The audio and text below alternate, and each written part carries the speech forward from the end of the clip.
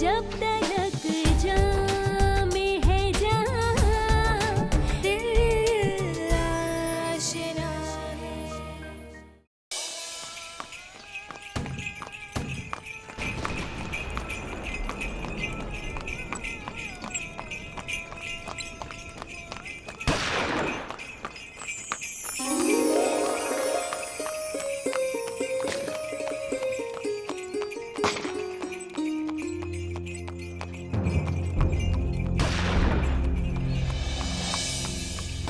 अरे वाह भाई, अब इस जुबान जानवर को क्यों मारते हो? इसमें इसका क्या कसूर है? अरे घसीटी बुआ, खुदा की कसम, शाहनजब से काजमैन और काजमैन से छतर मंजिल रोज सवारियां लेके आता और जाता हूँ।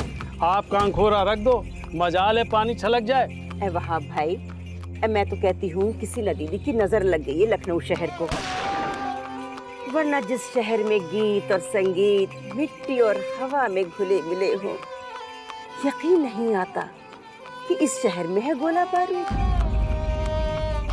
वाह भाई, मेरी उम्र गुजर जाने को है, मगर पहले कभी इस तरह के वाकयात ना हुए।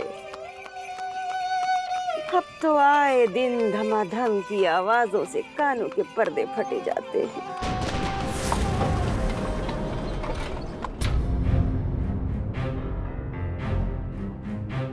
सारे शहर में कर्फ्यू लगा हुआ है और आप लोग कहाँ तशरीफ लिए जा रहे हैं? डिप्टी हैदर अली खान साहब के घर की सवारी है साहब।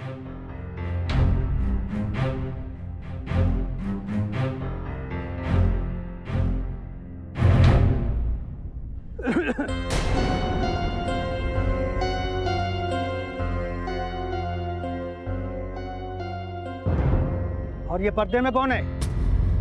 इसमें डिप्टी साहब की साहबजादी यानी उनकी छोटी बिटियां हैं। सच कह रही हो? अरे हाँ हाँ सच। और क्या झूठ बोलूंगी? झूठ बोलूं तो शहर के सारे काले कुत्ते मुझे काट खाएं। बस अब इससे ज्यादा सफाई ना दे पाऊंगी सिपाहीजादे। हाँ अच्छा अच्छा ठीक है, अगर जाना ही है तो इस रास्ते से मत जाओ, आगे फसाद बरपा है, दूसरे रास्ते से घूमकर चले जाओ। चल। लो बादशाह बेगम, इस बार भी मेरा पासा ठीक गिरा है। अब तो मैं दोहरी चाल चलूंगी। लो, अब तुम्हारी बारी है।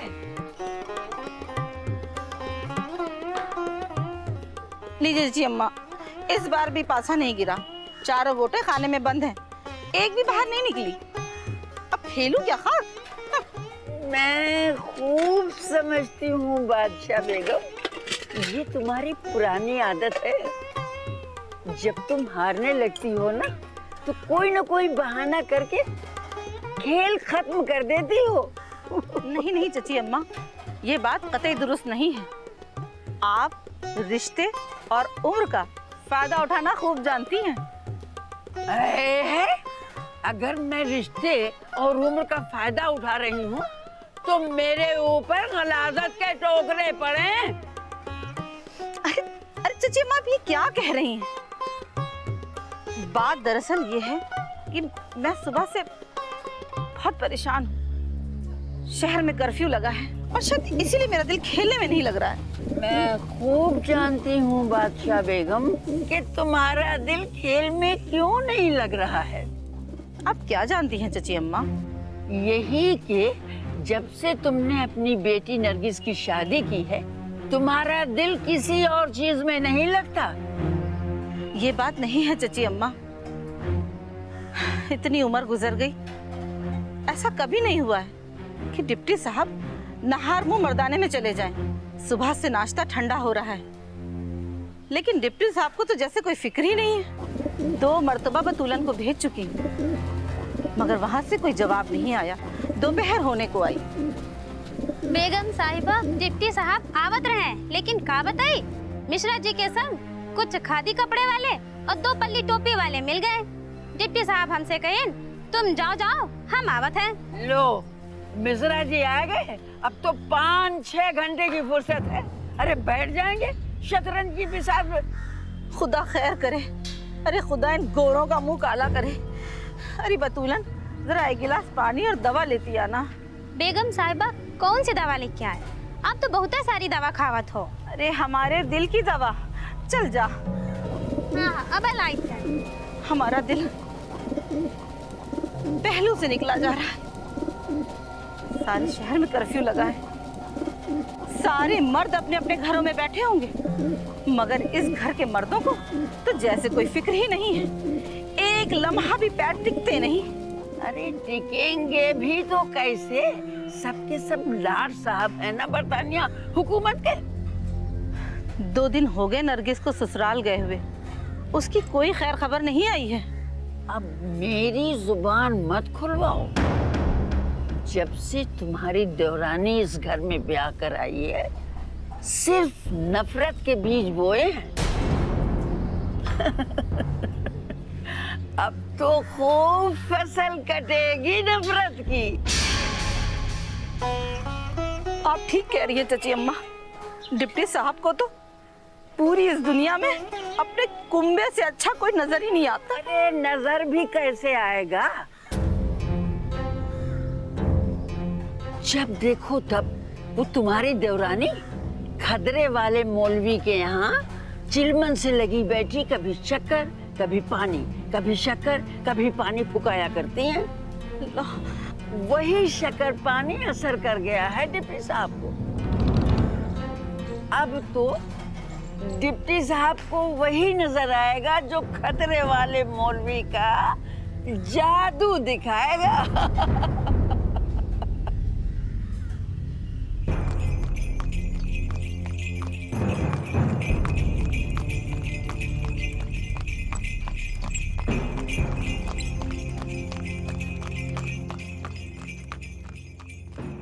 ये लीजिए घसीटी बुआ, आपका दौलत खाना आ गया।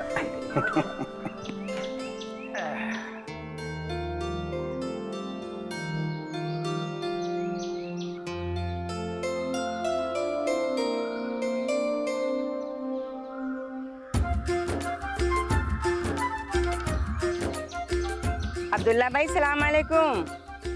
मैंने कहा अब्दुल्ला भाई मैं आप ही से मुखातिब हूँ। सलाम अलैकुम। अब्दुल्ला चाचा, आदाब। आदाब। जीते रहो बेटी, जुग जुग जियो। हमारी उम्र भी तुम्हें लग जाए। आपने मेरे सलाम का जवाब क्यों नहीं दिया? कोई नाराजगी है हमसे? हाँ, नाराजगी है, क्योंकि तुम्हें नरगिस बेटी के साथ इसलिए भेजा था कि तुम उसकी हिफाजत करो, और तुम इस आलम में पूरे शहर में कर्फ्यू लगा है और तुम नरगिस बेटी को बगैर सोचे समझे यहाँ लेकर चली आई। जब तक पौधों की जड़ें जमीन नहीं पकड़ती तब तक हम उसे वहाँ से दूसरी जगह नहीं बदलते। इसी तरह मियाँ बीवी के रिश्ते को मजबूत करने के लिए मियाँ बीवी का साथ होना बहुत जरूरी है। अब्दुल्ला चाचा, आपको हमारा यहाँ आना अच्छा नहीं लगा? नहीं बेटी, ये बात नहीं है। खुदा न खास्ता अगर कुछ ऊंच नीच हो जाती तो? मैं कोई अपनी खुशी से थोड़े इनको यहाँ लेकर आई हूँ। इनके दूल्हा मियाँ ने खुद टांगे पर बिठाकर यहाँ भेजा है, इसमें मैं क्या करूँ?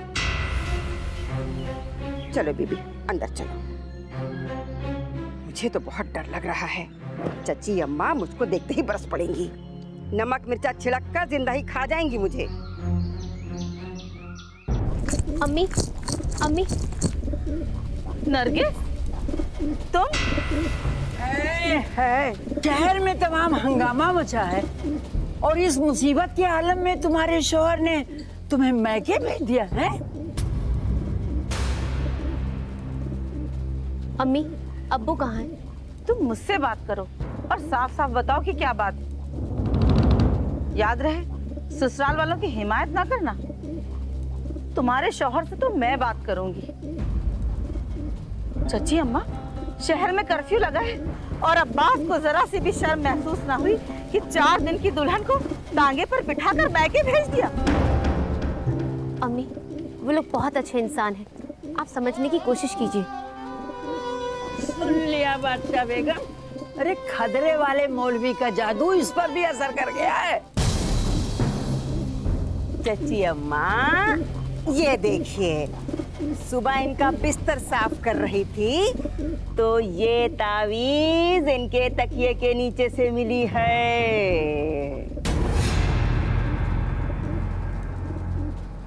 हैं? ये क्या तावीज? हाँ। तो मेरे मुंह पर क्या झुनझुने की तरह घुमा रही है? दूर हो जा मेरी नजरों से। है? कब वक्त हर वक्त बौखलाई रहती है। ये तेरा कसूर नहीं है, तेरी पैदाइशी कमी है, समझी? घसीटी बुआ, हमने आपको मना किया था ना कि ये सब बातें यहाँ न करना। आपसे सब्र न हुआ। नरगिस बिटिया, मेरी 3 पुश्तें इस घर का नमक खाकर पली हैं। अब तो नमक हरामी होगी। अरे मुर्दार, मौलवी का तावीज तुझ पर भी असर कर गया है? तू हमसे नमक हरामी करेगी? तौबा तौबा तुझी अम्मा, अब ये मैंने क्या बोल दिया? आए हाय, आज सब कुछ मुंह से उल्टा सुल्टा निकल रहा है। मेरा कहने का मतलब ये था बिटिया कि हमसे अब नमक हरामी ना होगी। ठीक है ठीक है, अब जाओ, पहले ये तावीज किसी नदी में सरा के आओ। चलो जाओ। अच्छा अच्छा ठीक है। मैं तो कहती हूँ बादशाह बेगम कि तुम्हारी बेटी नरगिस गई तुम्हारे हाथ से। अरे ससुराल के दस्तरखान पर 4 लुक़मे क्या खा लिए कि उन्हीं के चटखारे लेगी। अब हम लोग तो गैर हो गए, अब हमसे भी बातें छुपाई जाएंगी। मैं तो कहती हूँ कि मौलवी का तावीज इस पर भी असर कर गया है। ओफो चाची अम्मा, आप बात समझती नहीं है। ऐसा कुछ भी नहीं है। पता है नसीमा आपा कितने जुल्म सह रही है, और लाडले भाई न जाने किस किस्म के इंसान है। समंदर की गहराई नापी जा सकती है, मगर लाडले भाई की तल्ख मिजाजी, इसकी कोई इंतहा नहीं। पता है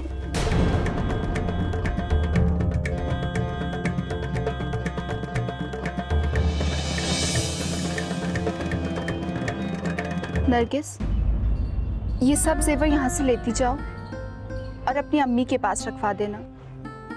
तुम मेरी भाभी बाद में हो, पहले तो मेरी चचाजाद बहन हो, और ये तुम्हारी अमानत है।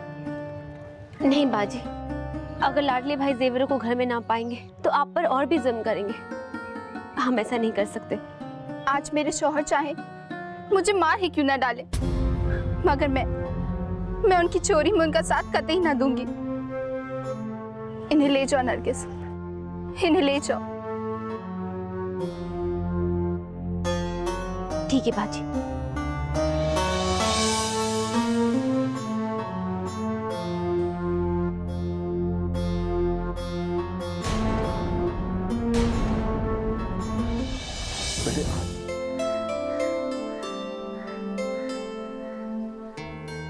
सरकारी अफसर मैं हूं और अफसरी दिखाती है हमारी मोहतरमा। कोई चीज भी अपनी जगह ठिकाने पर नहीं है। अब क्या चीज खो गई? 2 घंटे से अपनी टाई तलाश कर रहा हूं, न जाने किस कोने में छिप गई है। अरे आपको तो हमारी किसी भी चीज की कोई परवाह ही नहीं रहती। आपकी टाई अलमारी में रखी है। हमारे श्रृंगार के तो जैसे ये दुश्मन है। जब भी थोड़ा सजने बैठती हूँ, इनकी कोई ना कोई चीज जरूर खो जाती है। मोहतरमा, अरे मोहतरमा, अलमारी बंद है, चाबी कहाँ है? अल्लाह, चाबी हमारी आंचल में बंधी है, निकाल लीजिए और अलमारी खोलकर ढूंढ लीजिएगा। हमारे हाथों में मेहंदी लगी है, और खुदा के वास्ते दोबारा हमें परेशान मत कीजिएगा। आपने तो हाथों में मेहंदी लगा दी। अब ये बताइए कि हमको खाना कौन देगा, या खुद ही मैं जाकर बावर्ची खाने में खा लूं? सुल्ताना भाभी, जरा मेज पर खाना लगवा दीजिए। हम तो कहते हैं अगर आप ना हो तो घर का सारा काम यूं ही पड़ा का पड़ा रह जाए। सच, सारा का सारा काम पड़ा का पड़ा ही रह जाता। लेकिन चची अम्मी है कि हमारे बारे में न जाने कैसी कैसी बातें करती रहती हैं। अरे सुल्ताना भाभी, ये तो चची अम्मा की फितरत में शामिल है। वैसे क्या कहती है चची अम्मा? अरे यही कहती हैं कि सुल्ताना ने तो पूरे घर पर कब्जा जमा रखा है। अरे छोड़िए सुल्ताना भाभी, हम तो कहते हैं अगर आप ना हो तो बावर्ची खाने में चूल्हा तक ना जले। हमारी मानिए तो चची अम्मा की बातों को इस कान से सुना करिए और दूसरे कान से निकाल दिया करिए। वैसे करती मैं कहाँ कुछ हूँ, सारा काम तो ये बेचारे नौकर चाकर ही करते हैं। लेकिन नौकर चाकरों से काम करवाने वाला भी तो कोई होना चाहिए। हमसे तो वो भी नहीं होता।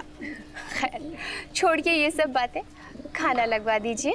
अच्छा बाबा, जाती हूँ बावर्ची खाने में, देखती हूँ खाना तैयार हुआ होगा तो लगवा देती हूँ मेज पे। 7 बार झाड़ू मारकर तावीज बाहर फेंक कर आई हूँ। सुबह जाने किसका मुंह देखकर उठी थी कि मुसीबत पर मुसीबत घेरे हुए है। अब परेशानी है कि बिन बुलाए घर के दरवाजे पर दस्तक दिए हुए है। अब अल्लाह ही खैर करे। अरे घसीटी, क्या हुआ? क्यों चीख रही हो? कौन सा पहाड़ टूट पड़ा है या कोई जमीन फट गई है? अब जो हुआ बीबी, अल्लाह करे सब झूठ निकले। मेरे कानों को तो यकीन ही नहीं आ रहा है। बस अल्लाह से यही दुआ करती हूँ नरगिस बीबी का सुहाग सलामत रहे।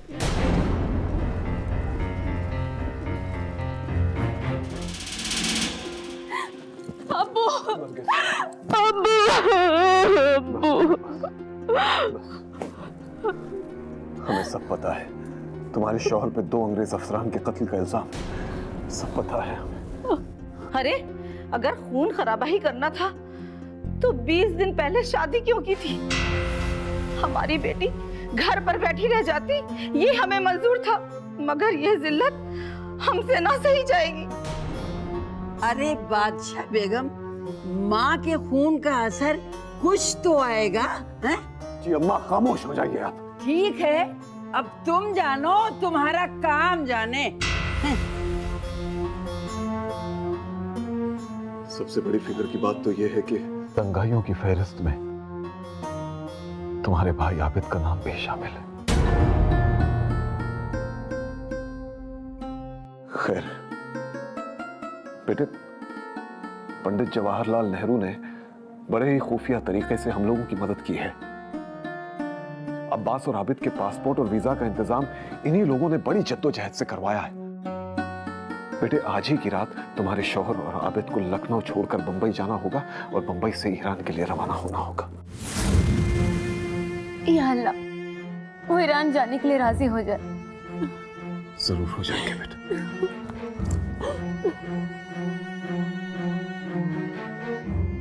अच्छा जाओ, अब तुम आराम करो। हाँ?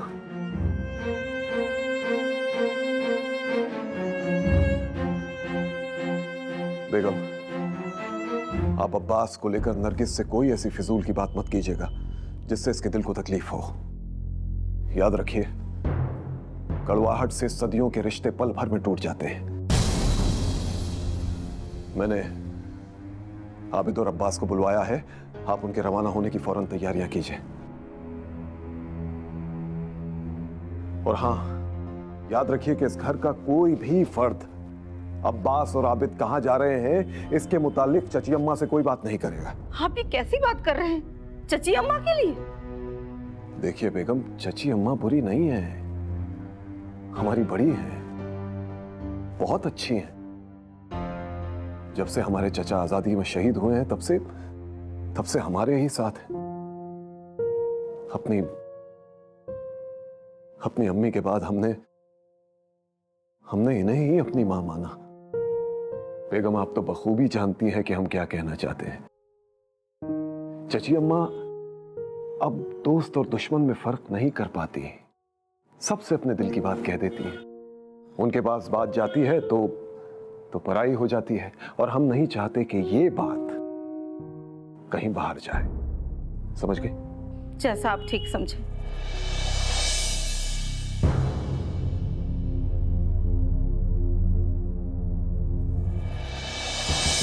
देखो बेटा, ये रहे तुम दोनों के पासपोर्ट्स और ये सारे जरूरी कागजात। ठीक है? जी अब्बाजान, मैं अभी तैयार होकर के आता हूँ। बिल्कुल। बड़े अब्बा, हम यूं बुज़दिलों की तरह अपना वतन छोड़कर कहीं नहीं जाएंगे। अगर उन लोगों ने हम पर कत्ल का झूठा इल्जाम लगाया है तो हम अदालत का दरवाजा खटखटाएंगे, अपनी सफाई पेश करेंगे और हमें यकीन है कि हमें इंसाफ जरूर मिलेगा। बेटे अब्बास, नादानों की तरह बातें मत करो। अरे अदालतें उनकी है, फैसला उनका है, हुकूमत उनकी है। अदालतों में जितने आला अफसरान और हाकिम हैं, सब एक ही थाली के चट्टे बट्टे हैं और तुम उन्हीं से इंसाफ की उम्मीद रखते हो। बेटे समझने की कोशिश करो, जिद मत करो। अगर वो इंसाफ नहीं करेंगे बड़े अब्बा, तो कसम परवरदिगार की 2 की जगह 200 फिरंगियों का असल खून करूंगा, फिर चाहे मुझे फांसी ही क्यों ना हो जाए। अब्बास, तुम्हारी हिम्मत कैसे हुई डिप्टी साहब के फैसले को ठुकराने की? मिजाज तो तुमने बिल्कुल अपने वालिद के ही पाए हैं और माँ का पूरा मुजस्समा हो। जो बात ठान ली तो ठान ली। तुम्हें अपने बड़े अब्बा की बात का कोई ख्याल नहीं है। और एक ये है डिप्टी साहब कि तुम्हारे जाने की जद्दोजहद में सुबह से लगे हुए हैं, एक दाना भी मुंह में नहीं गया है और तुम्हें उनकी कोई फिक्र नहीं है, बस अपनी जिद किए जा रहे हो। बड़ी अम्मा, आप ही ये बताएं कि सन 1857 से लेकर अब तक हमारे कितने बुजुर्गों को फांसी हुई है? खूब याद है, सबके नाम हमारे कलेजे पे नक्श हैं। मगर इस वक्त तुम ये सवाल कर क्यों रहे हो? इस खानदान के 19 बुजुर्गों ने फांसी दी है, मगर बेटा उन लोगों में मुल्क में मर मिटने का जज्बा था। वो लोग ही कुछ और थे। तो अब 20वीं का इंतजार कीजिए। देखो अब्बास, इस वक्त ये सब बातें फिजूल की हैं। अरे कुछ दिनों में हिंदुस्तान के हालात साजगार हो जाएंगे, मुल्क आजाद हो जाएगा, तो तुम वापस हिंदुस्तान लौट आना। देखो बेटे, अब तुम जल्दी से जाने के लिए तैयार हो जाओ, आबिद भी तैयार होके आता होगा। मैं इन फिरंगियों के डर से अपना वतन और अपना लखनऊ छोड़कर कहीं नहीं जाऊंगा।